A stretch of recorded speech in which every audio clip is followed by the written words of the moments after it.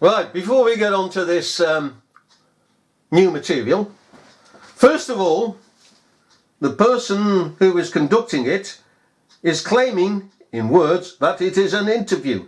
It then turns out that those words were purposely used, and you can hear it in his manner, that it is purposely used to cover up the fact that it is an interrogation and a fit-up. That is clear as day. Judges have heard this and confess. It's clear as day that this is a fit-up. Judge Clancy, okay? Yes, let's name some names. District Judge Clancy, who wouldn't take a warrant out, afraid, against the council, declared it's a fit-up. What went on in this interview? Secondly, the man himself who is conducting this interrogation is taking the role, and he declares it on tape, here on tape, that he's a police officer. He gives her a police caution. That's against the law. That's against the law as soon as he says under caution and the rest of it. He is breaking the law. He's not an officer of the law. He's not a constable of the law. He cannot stand there and declare himself by his words that he is an officer of the law. It's outrageous what's going on here, and I'm warning you now.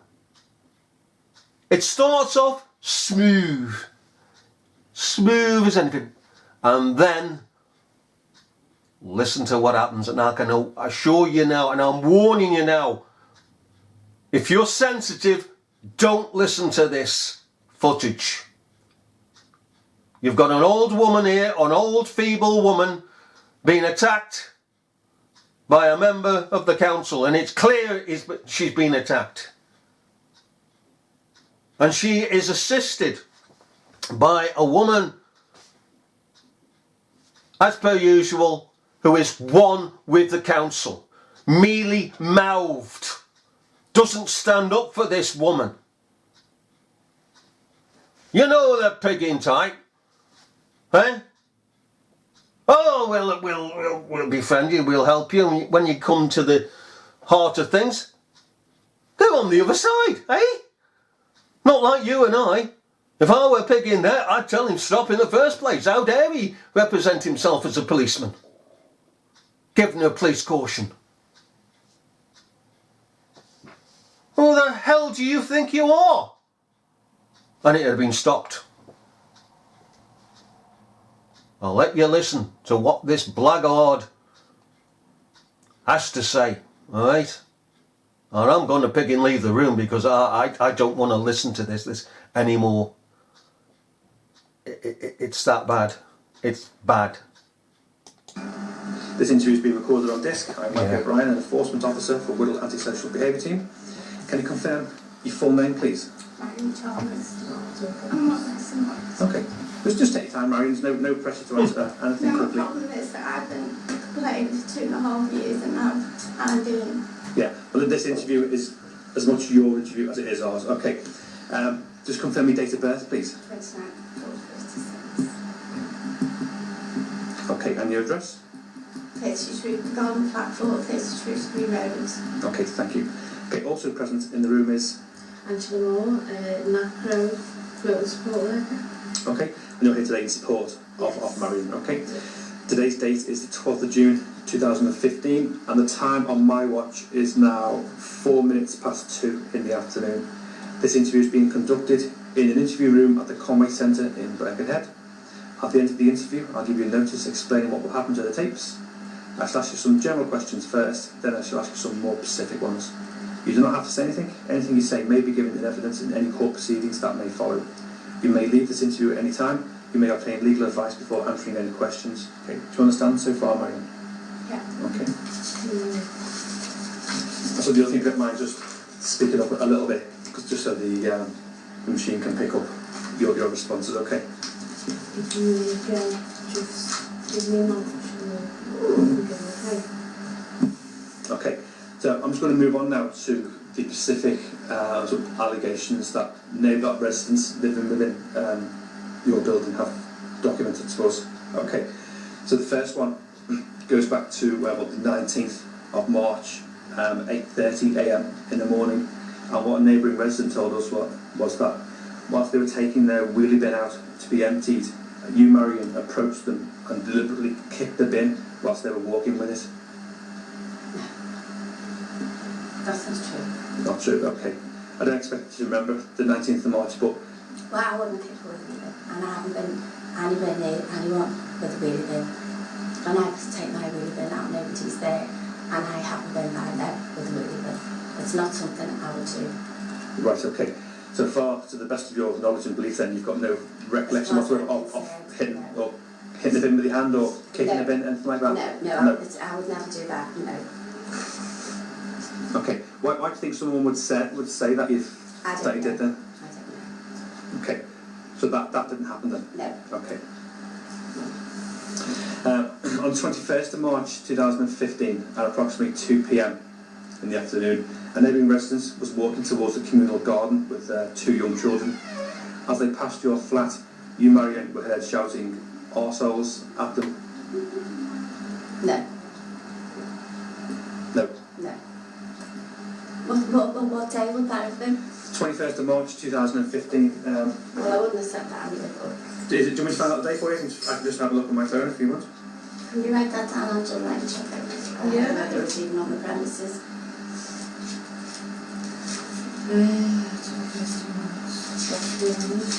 That's what we marked out. I've got it here. 21st of March was on Saturday.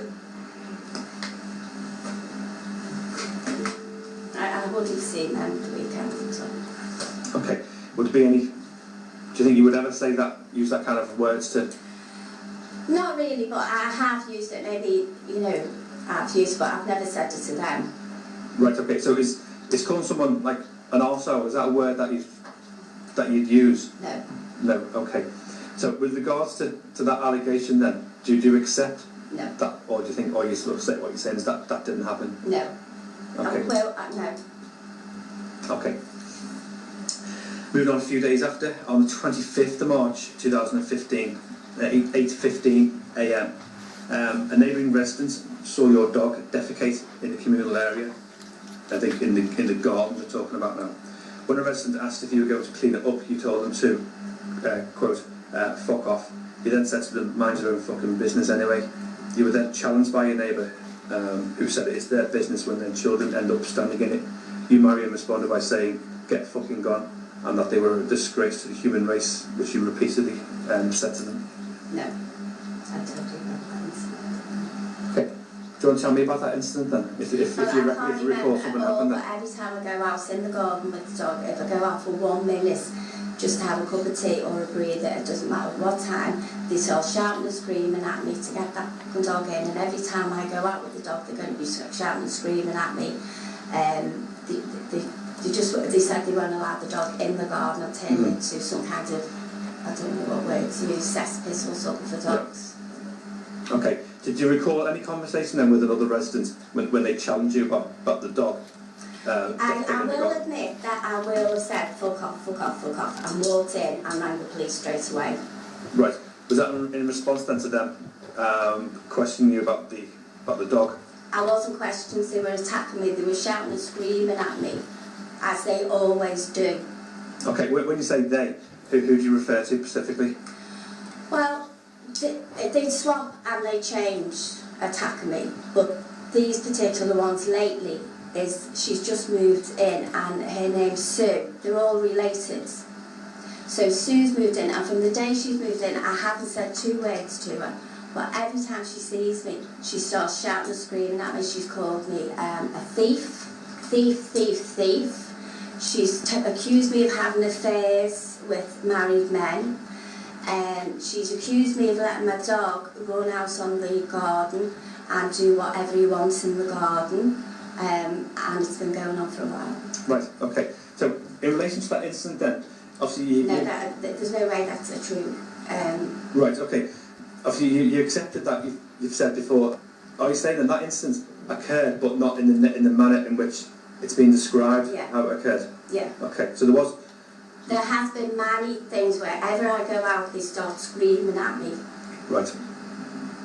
Okay. But obviously, you'd accept that it's not right to tell someone to. No, I accept that, but I mean, as far as I'm concerned, that's the language they know. I don't use that language on a daily basis or at all usually. Right. But when I'm being attacked constantly for 2.5 years and intimidated and victimised, that was the only thing I could say. So I could just leave them to it and walk in my home and phone the police. Okay. When you say you've been victimised for the last 2.5 years, have you reported that to anybody? Yeah. Who have you reported it to? The landlord and the police. Right. Okay. So the police have logs then with regards to your For complaints. 2.5 years I've been logging it.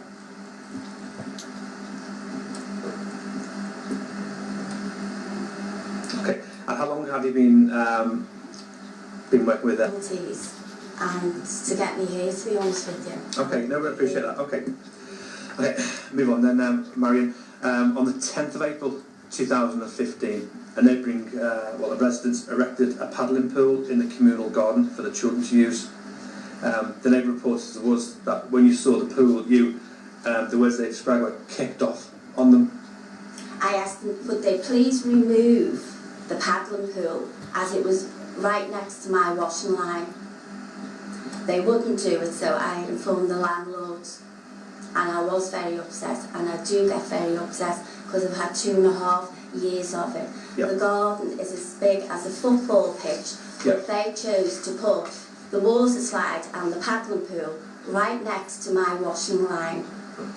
Right. To accept what you say, do you also accept that it is a communal garden? So no tenants have got any other right over any other tenants in that garden. It's about an acre in size, isn't it? It's massive. It's huge. It's a massive piece of land.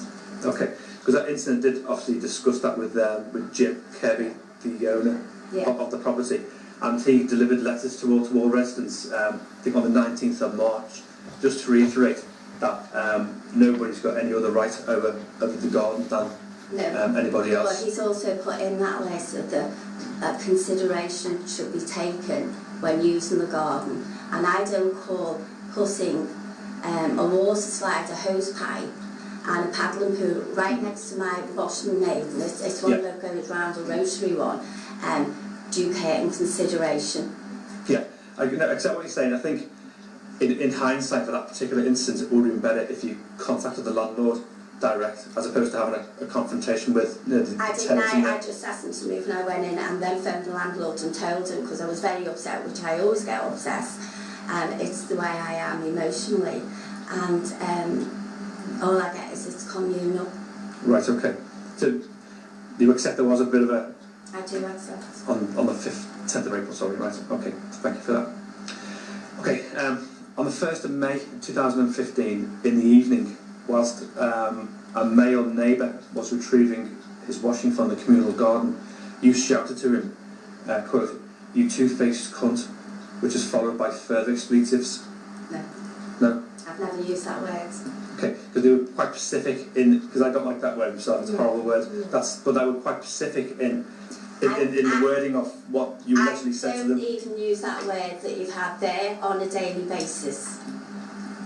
I certainly have never used that word that you've just asked me now. Right, okay. So why did this? Because I know it seems to be that there's a couple of females in the property who you've had the main problems with. Mark is the one that I've had the main problems with. Right, I don't think this male was Mark. I think another male in the property. I'm sure it is. No. No. Right, okay. Can you remember having any kind of altercation with the male while he was retrieving his washing from the garden on the 1st of May? No. In fact, that might have been the time he retrieved his washing, if it's the person I'm thinking of, and he came into my home when I was in the kitchen, asked me if it was all right, and then he was asking me to go around to his property because he had something to tell me, And because he was a little bit bevied, I was saying, if you've got something, he said he'd tell me on the Monday or the Tuesday. I said, if you've got something to tell me, I said, will you tell me now? I said, because I'm really sick of all this. I said, I don't want to know Monday or Tuesday. Yeah. And he said, will you come round to mine? Will you come round to mine? So I rang the daughter, who I was waiting for, to tell her that, because she's asked me to keep away from him, that he'd been in mine, he wanted me to go and visit him. I said, he's had a few, I'll just go down and see. So I went down. There wasn't really much he could tell me. I explained I was a bit upset the fact that he hadn't asked me about the logs being put down the bottom of the garden. I said he was aware that there was a dispute going on over the garden, and I felt that he'd added to it. Right, okay. Right, and you don't remember saying anything I never. along those lines too? No, I never ever did. Okay. Never. Okay, thanks for that, Marion. Okay, the following day, on the 2nd of May 2015, between 11 a.m. and 12 p.m, neighbouring residents left their property to put rubbish in their bin. You, Marion, were then seen and heard from the front communal garden shouting to them, "Fat cow." The neighbour then said to you, what did you say? You then said, "You're a fucking fat cow." No. You then said, "You think you're posh, but you were just a fucking fat cow and a fucking horrible woman." When your neighbour said that they were going to report you, you responded repeatedly by saying, "Fat cow, fat cow, fat cow. You're not posh, fat cow." No. Okay. Did anything happen that was similar to that conversation? Can come down, threaten me basically, and I have said, well, I know people too, so it's that kind of thing that's gone on. There's not my recollection of having a row with her, but I can't remember what it was over, and I said to jump, and I certainly wouldn't say things like, "You think you're posh and you this, that." That's childhood playground thing, and I'm not really interested. I would have walked in. Right, okay. So I can't say it didn't happen, because I would have called the police, so I would need that evidence. Because I've got no obviously complaints from yourself about other residents, I can only go by what they're saying to me. So, for example, if they had said something to you first, which for one reason or another they've not told me that first bit, would be a chance that you would have responded in this type of manner, but that's what they're... There's no way I'd use things like fat cow. Right, okay. Right, now then, let's put this into 3 parts. That's part 1. Okay, you've seen the manner of this man, this Mike O'Brien, as he declares himself to be, in that he's sitting there and he's one-sided. "Oh, it must be you, Miss Chalmers, must be you. He never once says, "Oh, the other party's wrong." He never once says, okay, "I have proof." He said here at the end of this part, "Hearsay. It's what they told me." Okay? That's hearsay. It doesn't stand up in court. This officer, as he's presented himself to be from the beginning, and it's outrageous to stand there. To stand there and give a policeman's caution. Only a policeman can give a caution to this woman and then carry on in this attitude, this manner. If you or I had a person in an interview, and it wasn't an interview, we can see that, we would say, right, here's the taped evidence. Your voice is on this tape. Or, who is the voice on this tape? Is it yours or somebody else's? Huh? We present evidence, not hearsay. Secondly, and this is the most wicked of wickedness, this man knows full well that the residents that he's talking of are known to the police for antisocial behaviour and a lot more. A lot more. Some of them are food tasters for Her Majesty's prisons. Qualified food tasters.